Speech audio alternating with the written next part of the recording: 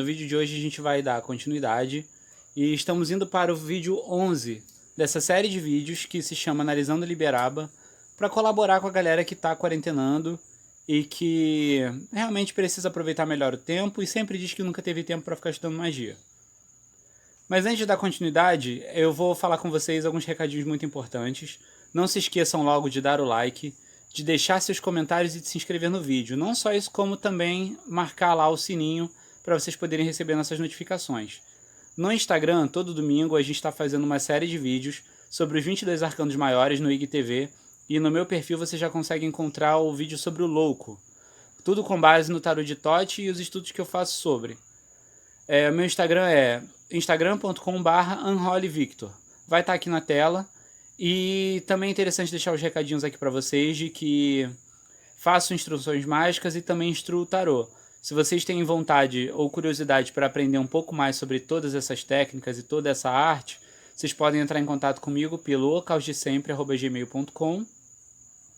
E para você que tem curiosidade e quer conhecer mais de perto os jogos de tarô que eu faço e conhecer minhas técnicas, a gente pode fazer uma consulta junto com alinhamento energético, que é uma técnica que eu desenvolvi para poder fazer todo um alinhamento energético do seu corpo astral e poder também diagnosticar algumas coisas com base nos oráculos que eu utilizo para a gente poder dar prosseguimento ao tratamento e também te orientar melhor sobre como agir depois dessa sessão de tarô que você fizer comigo. Hoje, nesse 11º vídeo, a gente vai dar uma pequena continuidade, passando do capítulo 0 para o capítulo 1, onde o Crowley ele vem falando sobre as teorias dos rituais.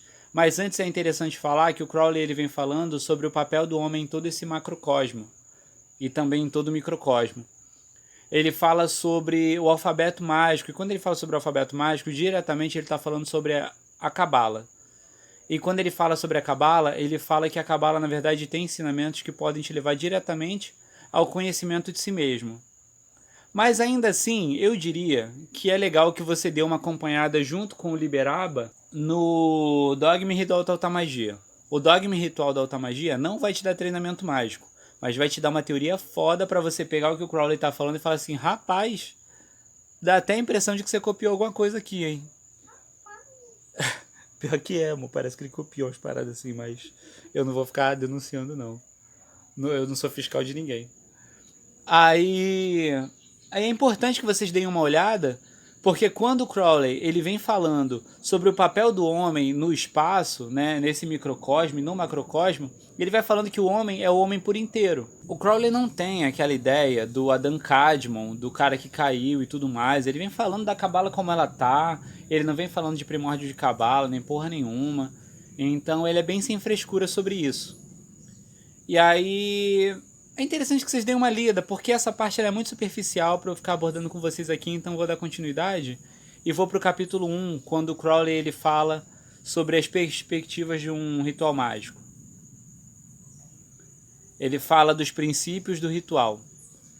Nos princípios do ritual, a parte que mais me chamou a atenção, porque assim, eu acredito que a maior parte de vocês já tem uma experiência mágica considerável, com seja lá qual for a sua métrica, né? Pode ser até mesmo o cristianismo. Porque uma coisa muito importante, por exemplo, que ele fala é que nos perigos do ritual, por exemplo, é porque o magista geralmente ele vai invocar aquele ente que é mais próximo dele por afinidade. Então, por exemplo, se você tá fudido, você vai procurar algo que tem uma energia meio fudida para trabalhar com você. E não só isso também, a gente pensa também de uma forma mais aprimorada, que certos trabalhos dependem de entidades que estejam mais alinhadas com o propósito. Então, para trabalhos mais densos dentro da Umbanda, por exemplo, você chama um Exu, uma Pombogira. Para trabalhos mais sutis, você chama o Preto Velho, Caboclo ou Herê. E inúmeras outras entidades, ou orixás e tudo mais.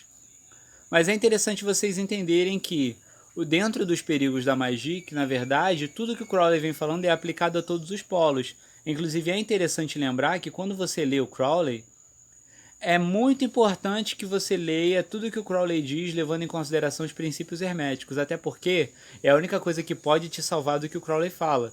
Porque todo mundo fala, ou muita gente fala, pessoas que eu tenho contato mais próximo, e que são telemitas, que o Crowley era o que a gente chama de leprechaun. E sendo um zombeteiro, por exemplo, ele fazia muita coisa também para fuder com quem era preguiçoso, como Loki fazia, né, dentro daquele arquétipo preguiçoso do Trickster.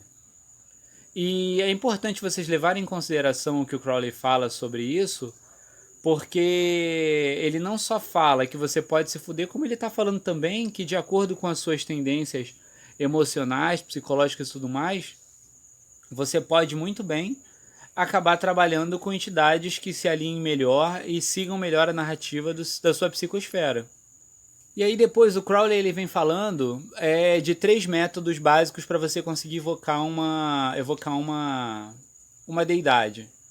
A primeira é sobre a devoção. E quando a gente fala de devoção, a gente está falando sobre Bhakti Yoga.